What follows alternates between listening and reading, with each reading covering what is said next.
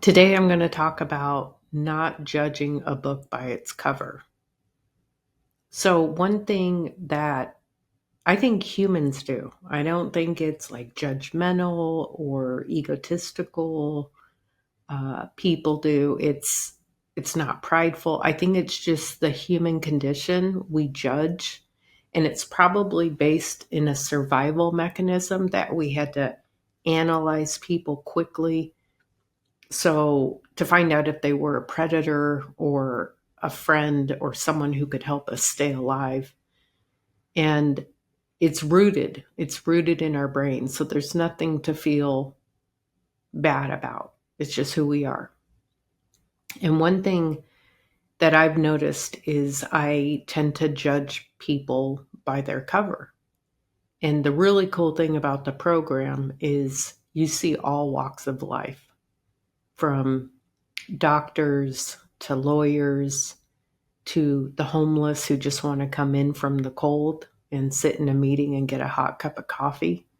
And God bless them. They're welcome. Everyone's welcome. That's kind of why I like it. We're a band of misfits and we're coming together with one common solution in mind, and that's staying sober another day. So many years ago, I was sitting in a meeting with an older lady. She appeared to be maybe in her late 60s, very well dressed, very elegant.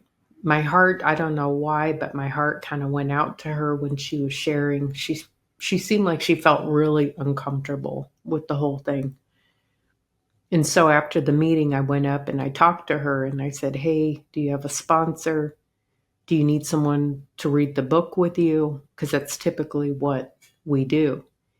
And she said, "Yeah, I'd love it." And I said, "Great, let's meet here and we'll talk, and I'll get to know what your goals are."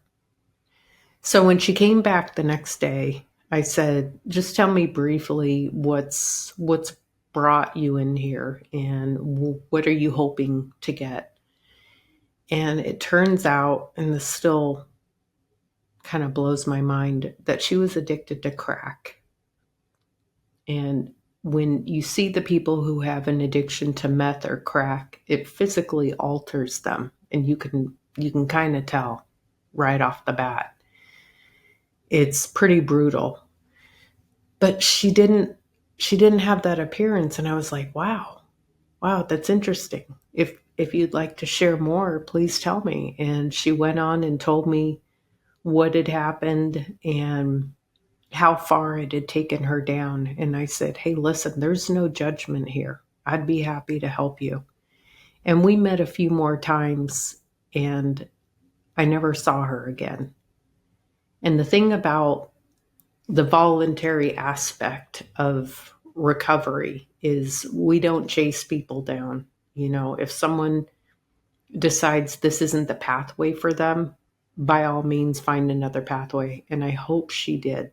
I really do, because I think of her often, and the stories she told me of how bad her addiction took her down. But I never saw her again.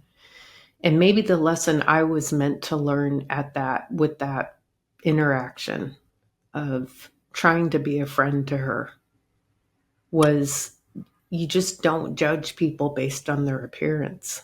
They can seem like they have it all together, but in all actuality, she was suffering and she was alone, and she had gone through her savings to feed her addiction. And for whatever reason, she left. And I typically will, text or reach out to someone, "Hey, you doing okay? What's going on?" And there was never a reply. So wherever she ended up, I hope she found her own path to finding sobriety. I hope she didn't go back to the drug, because that's never the answer. And it taught me not to judge people. Even recently, I was in a meeting with a homeless gentleman, and his beard was all grown out, scraggly. His hair was stringy, gray. He looked pretty war torn. And in this meeting, multiple people passed, which is their prerogative. But this gentleman, he shared. And the wisdom that poured out of his mouth, my gosh. I was sketching at the time, which I always do, but it helps me to listen without judging. But I wish I would have written it down. It was so good. It was gold. Maybe try this as an assignment over the next 24 hours. You don't even have to do it a week. When you see people, try to put whatever your brain is telling you about them, try to put it up on the shelf and see them for who they are, which is a child of God. And maybe even offer a smile. I've been smiling more, not because I feel compelled and I have all this overflowing kindness. I'm an introvert. It takes a lot for me to smile or strike up a conversation with a stranger. But I've been trying to, and it's interesting how many people smile back or even wave. I truly think we're in a loneliness epidemic, and we have to connect with one another.